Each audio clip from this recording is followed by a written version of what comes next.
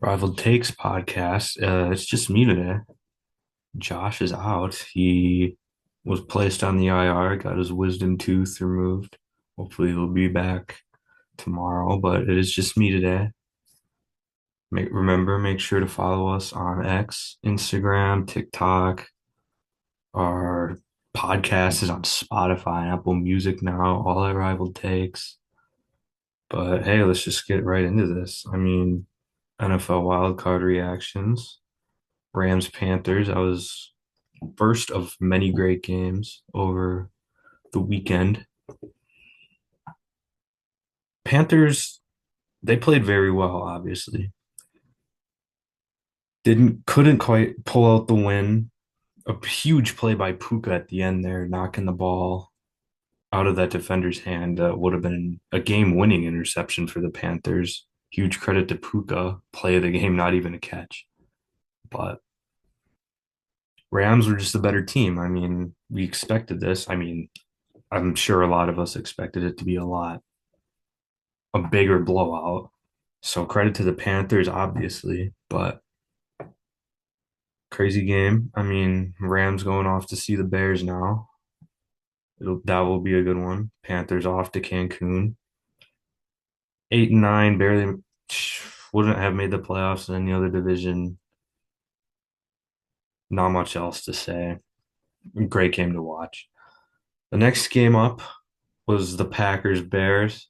That was another great game, and it didn't even seem like it for a while, for at least for the first half, because the Packers were up 21-3, obviously, and then they completely just blew the lead, which sucks for the Packers and it's great for the Bears. The Bear Dennis Allen just made a lot of halftime adjustments that the Packers couldn't figure out. I mean, Matt LaFleur made no adjustments to the Bears adjustments. It seemed like the Packers were going three and out on like every drive in the second half, and they just completely collapsed. They even held the Bears to like only field goals in the third quarter. It was only till the fourth quarter where the Bears scored touchdowns and took the lead. The Packers just had no answer. The only touchdown they got in the second half was because of Matthew Golden on a screenplay. So it was really only him. The rest of the offense didn't do anything. Huge credit to Caleb for being so clutch. Huge credit to Ben Johnson for making necessary adjustments. Huge credit to their defense for stopping the Packers offense after they seemed unstoppable in the first half. Crazy game.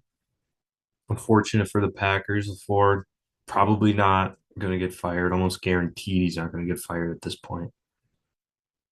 But that's for another day. Sunday's first game, Bills Jaguars. Another great game. Unfortunate for Trevor Lawrence that he threw that game losing interception, but well, it happens. Josh Allen just completely balled out there at the end to help him win.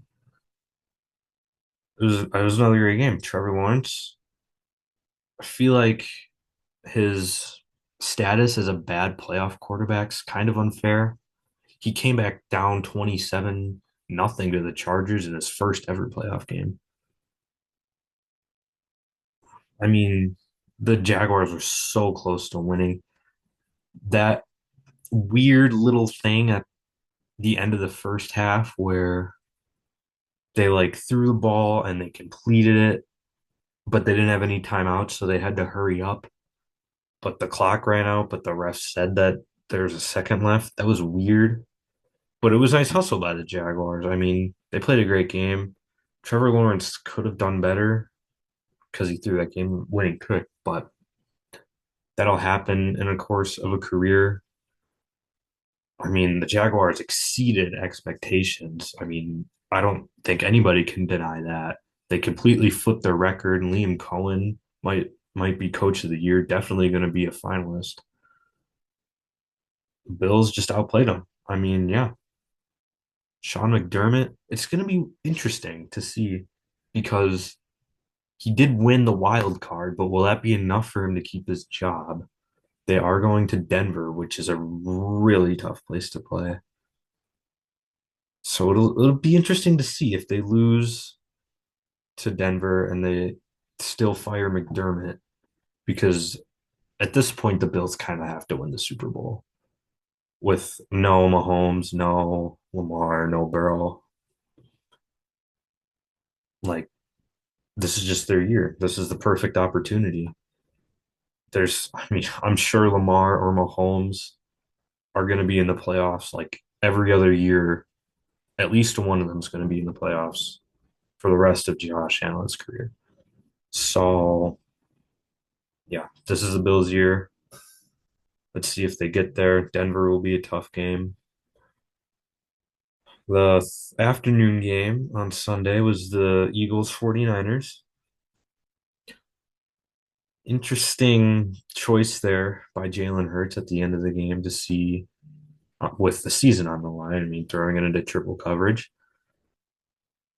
after Nick Sirianni was like chirping up after they beat the Bills. And then they continued to lose out, not win another game. Nick Sirianni really needs to get his attitude together.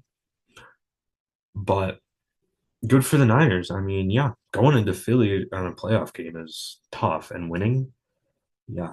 Kyle Shanahan, he's kind of underrated. Like we all know he's good, but I don't feel like people like get how good he is. I mean, he's been to multiple Super Bowls. He Jimmy Garoppolo was kind of the reason they lost that first one, but it doesn't matter. They still made the Super Bowl. They've been in the playoffs like a lot of their years. They've been at least competitive, even when the 49ers were bad. They were they've still been a competitive team. I mean, good for the 49ers.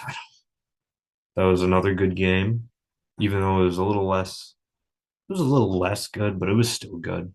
There's that fun trick play that they had where Jawan Jennings threw it to McCaffrey. That was a fun play. 49ers, they are facing the Rams. No, no, no, no. Seahawks. They split the season series, so it'll definitely be that's an intriguing game. That's Saturday. Saturday night. That's from the Seahawks and 49ers play. It'll be a fun game. The first game that was not that great of a game was the Patriots Chargers. Holy cow, was the Chargers offensive line just atrocious. I mean, I don't know how much I even want to blame Justin Herbert because their offensive line is just so terrible. I mean, they only put up 3 points. Their only touchdown was at the airport. I mean, the Patriots, the Patriots didn't even play that good. Their offense didn't play that good. It was only 16-3. I mean, it was low scoring. First playoff game for the Patriots. So now they're used to it.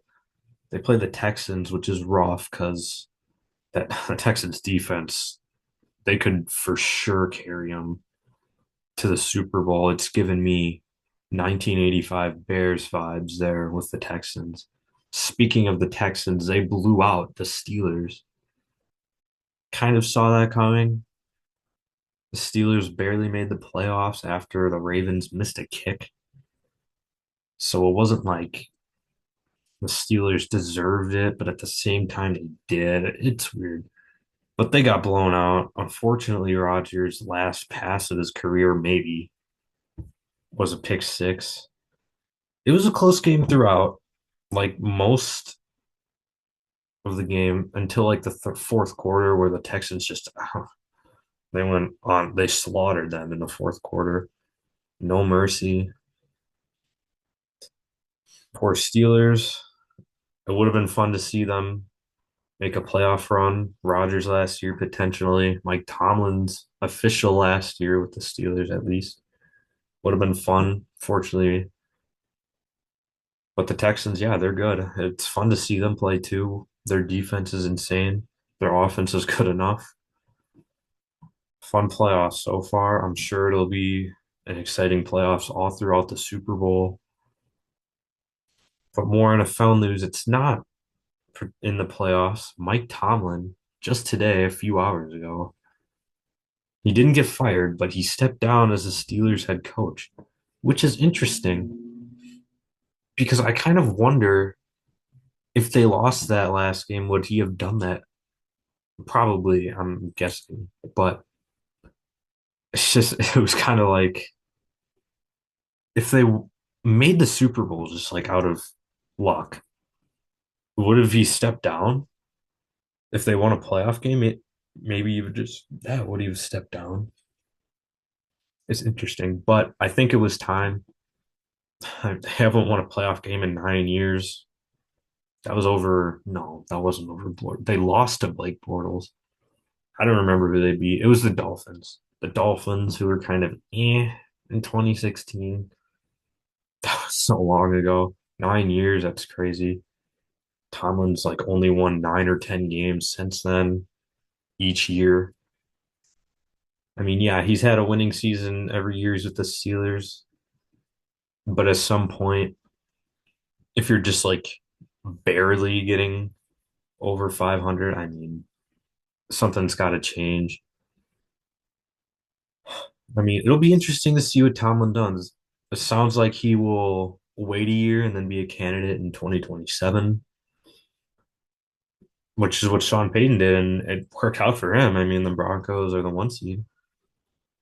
A lot of people are saying they're going to the Super Bowl, so hopefully it works out for Tomlin. I like him. Great coach, undeniably. Hope he succeeds. Another question, how attractive is the Steelers' job?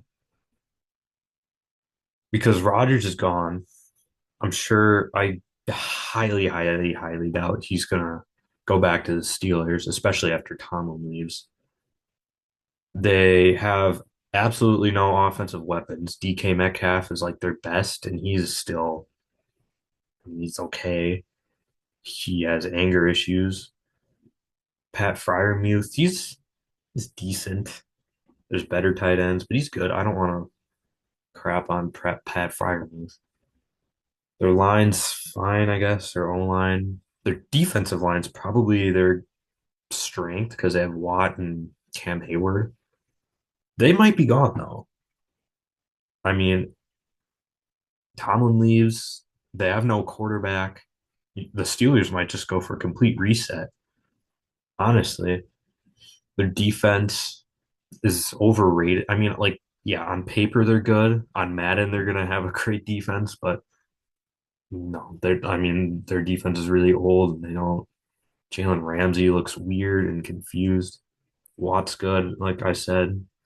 Hayward's good, but Hayward's old. He might retire soon. Watt, he's 32. He's on the brink. He might be gone soon. I mean, traded. Who knows? It's interesting. So I don't, to answer the question, I don't know how attractive it is, honestly. They do have good ownership, and historically they're good, but that also means higher expectations. So I feel like that's definitely the most interesting job to see that's open this off season. Be interesting to see what they do. And is Aaron Rodgers done? I mean, like I said earlier, his last throw ever, maybe, was a pick six. And so that's unfortunate if it's last year. I think it is his last year. I mean, he's just like he did do very good though this year for a team with no weapons.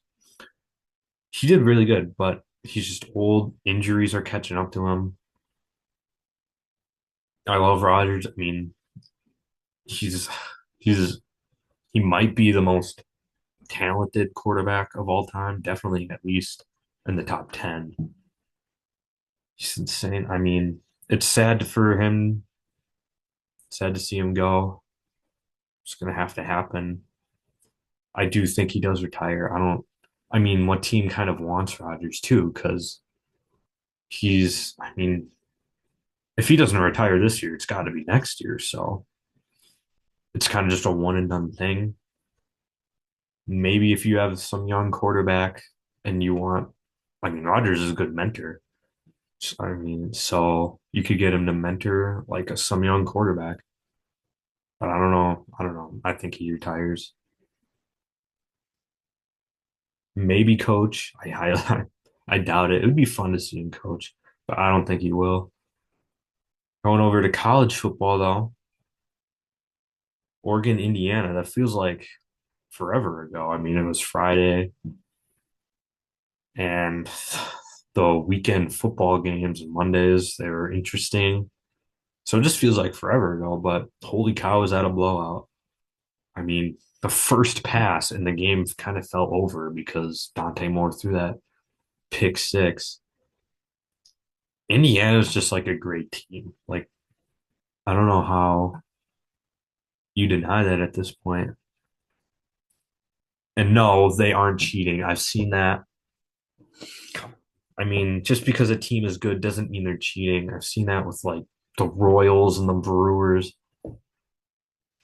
No, like, come on, just stop. But anyways, yeah, Indiana's really good. Me personally, I think they have to be up there with like 2001 Miami, 2007 Texas, 2019 LSU. If they win the Natty, at least they got to be there.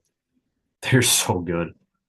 Mendoza, yeah, he doesn't have as much touchdowns against good teams, but I mean they're good teams, and their run game is good. It's underrated. It's overshadowed by how good Mendoza is. Mendoza barely like incomplete passes. I mean, he's had like 6 or 7 incompletions since like in his last 2 games. That's insane. His accuracy is insane. It's unfortunate he has to go to the Raiders if the Raiders choose him, which obviously they should. But no, Mendoza's not overrated. Indiana's not cheating, and they're not overrated. I did say Oregon was overrated. I reviewed it. Yeah, it was kind of a stretch. Oregon's not overrated. Their only 2 losses were against Indiana, and their Indiana's obviously really good.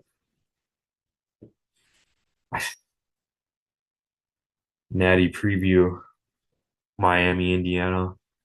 That'll be interesting because yes, Indiana does seem unstoppable right now. They haven't had a close game since Ohio State, but Miami's defense is legit. I mean, they played really close against Ole Miss. Ole Miss is good though, although they would have been blown out by Indiana, in my opinion. So we might be in for a TCU Georgia natty, quite honestly, but we'll go more in depth for that or when the natty comes around. Now, time for our Tuesday segment, teams of the week. Starting with the NFL, I chose the Bears because their incredible comeback against the Packers. There's a lot of good choices, obviously, because it's the playoffs. But yeah, the Bears, their defense, like I said, played incredible. Caleb Williams, he's definitely on track to be a top 5 quarterback next year. Top 10 right now for sure. Yeah, the Bears are the team of the week. Not much else to say. Incredible comeback. For the NBA, I got the Hawks, which kind of it does sound kind of weird because they traded their star player to the Wizards, but they've been really good since then. I mean, I'm not gonna lie. They played the Pelicans since last Tuesday. They played the Pelicans and won, which they should. But then they went on the road to the Nuggets and the Warriors and won both of those games, which is good. The Nuggets, obviously, they're really good. Jokic, yeah, I pronounced that horribly, but yeah, Nuggets are really good. Obviously, going on the road and beating them without Trey Young, That's insane. And the Warriors too. I mean, yes, the Warriors aren't as good as they used to be, but they still have Curry and Jimmy Butler's good. The Hawks are the team of the week. They've been playing really good. So maybe that trade will work out for them after all, and they'll get out of the playing tournament. For college football, our team of the week is Indiana because of the reasons I just went over. Blew out Oregon. They're just dominant. One of the best teams in college football history. Mendoza's great. Signetti's great. I mean, they're the team of the week.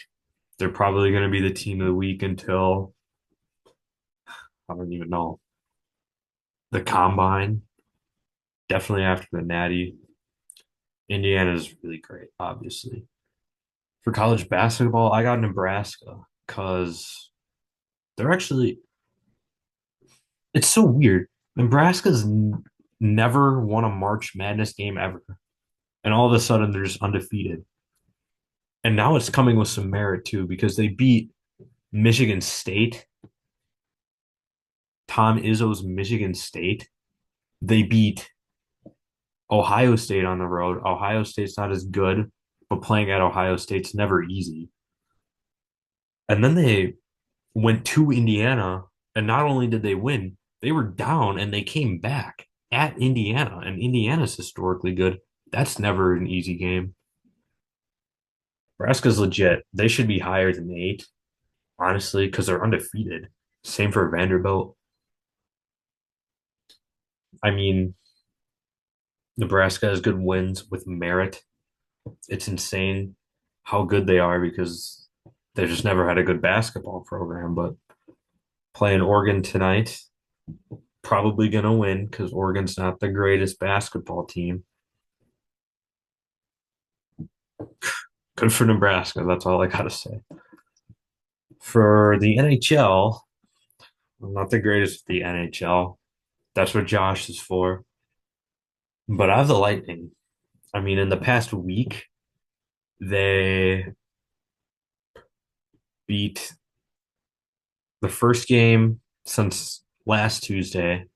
They beat the Avalanche. The Avalanche have 4 losses, and they outright beat them. So right there, that already gives them a strong case to be the team of the week. But then they blow out the Flyers 2 games in a row, like 7-2 and then 5-1. That's insane. 7 goals for hockey. They did that against the Sharks not last Saturday, but 2 Saturdays ago. And the Lightning are they're doing really good. They've won 10 in a row. I don't know much about hockey, but it seems like they're doing really great. I know they've been in the Stanley Cup a lot of times lately. Maybe they're going on another run. I mean, they beat the best team in the league, so sorry, who knows? And lastly, for baseball, I've got the D-backs. Not much going on in baseball, same as last week. This is solely because they traded for Arenado, which is it's an okay move. I mean, we figured Arenado was going to leave St. Louis after his last game in St. Louis. They were giving him a standing ovation. He's solid. Definitely not what he was in Colorado or even at the beginning of St. Louis. But he's good. He can have a good game. He'll hit you home runs, especially in Phoenix. He has that elevation again. He was good without elevation. So it wasn't the Coors effect that made him good. But obviously elevation helps. That helps for everybody. That's a good trade for the D-backs. I mean, they don't have Suarez anymore. Good third baseman. He's still a great defender. So underrated pickup, honestly, for Arizona. That's all we have for today. Longer one without Josh. First one without Josh. Uh, See you tomorrow.